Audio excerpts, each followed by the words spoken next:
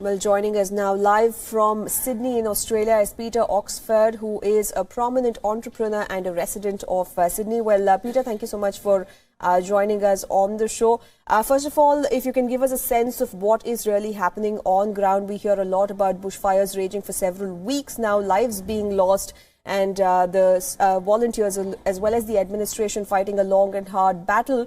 But what is really the situation on ground? How are the residents putting up with it? Well, it's getting harder and harder. Living here in Sydney, which is such a big city, we're actually being affected by all the bushfires, which are actually surrounding the city now. There's actually a lot of roads that are blocked, so a lot of residents can't leave or they're trapped. It was quite distressing to see on the news this morning when we saw that coastal town had people evacuating to the beach. It's actually surrounded and authorities can't get in there to help those people. But we've just heard in the last hour that the fire danger has passed and the wind direction has changed. That's good news. But living in the city, even though we're not seeing the fires, we are affected every day by them now. Like, the smoke is just unbelievable. Right. Mr. Oxford, also there is a debate still raging over whether the iconic fireworks, New Year's Eve fireworks in Sydney, should be cancelled, keeping in mind the current crisis that Australia is facing. As a resident of Sydney, what is your view on that?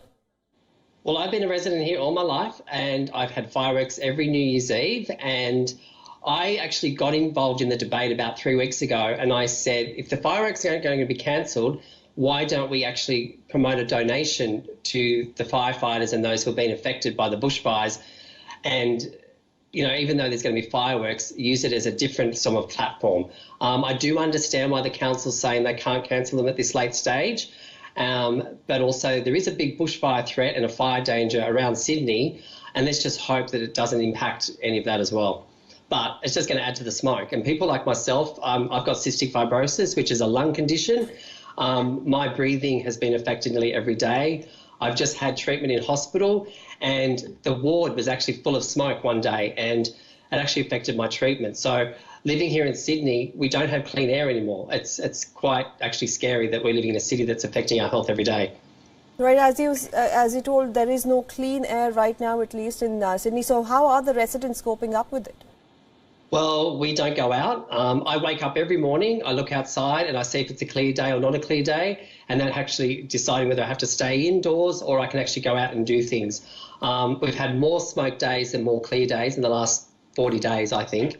It's actually no one's coping because this is not how we live. So seeing our air pollution on the Richter scale being so high is actually quite distressing for a lot of people, and the ambulances have been getting called out more often for people with respiratory problems than normal. People without respiratory problems are actually finding it difficult. Right. Properties have been destroyed, forests have been wiped out because of these bushfires. Would you happen to know how people in other regions in Australia, which are worse affected than Sydney, like New South Wales, are coping with it? Would you have relatives or friends there who have shared their experience with you so far? I don't have any direct relatives or friends, but I've heard from people that they've lost their entire homes that they've lived in.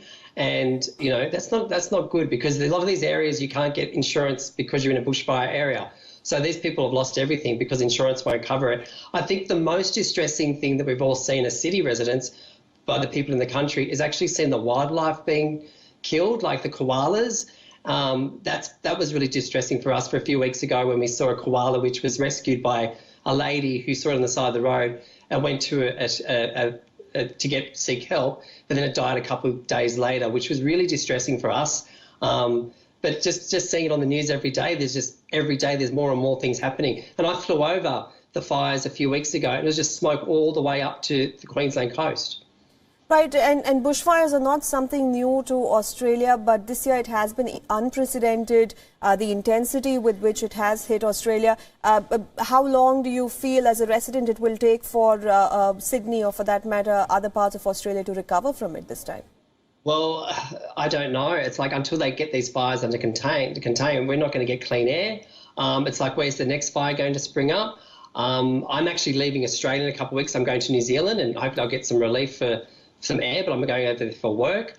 But it's just something we're not used to. But we're used to the bushfires, and we do have a bushfire season. We're always prepared for them. But this year, because of the drought and lack of water and everything else that's compounded, it's just made this just even more exacerbated when it comes to what we're seeing on TV every day in the bushfires. It's just something that Australia is prepared for, but not to this extreme. Right. Are you seeing that a lot around you? A lot of people trying to move out of the region to cope with this situation right now? The only way out is to fly out of Australia. Anywhere you go, there'll be smoke. So even if I went to Victoria, I went to Queensland, I'm going to be still affected by smoke. So someone like myself who does have breathing problems, cystic fibrosis, the only way out is to leave the country, which I'm going to be doing in a couple of weeks. But you can't drive out. The roads are blocked when it gets out of the city area. Most areas you can't get down the south coast to the other areas. So we've been told by authorities to rethink our plans, our travel plans today. This has been the last few hours. Right. Thank you, Peter Oxford, for joining us and sharing that information with us, giving us a clearer picture of what the situation is really on ground and what the residents in Australia are coping up with days and days of bushfire raging now. And even as we speak, over 100 bushfires continue to rage.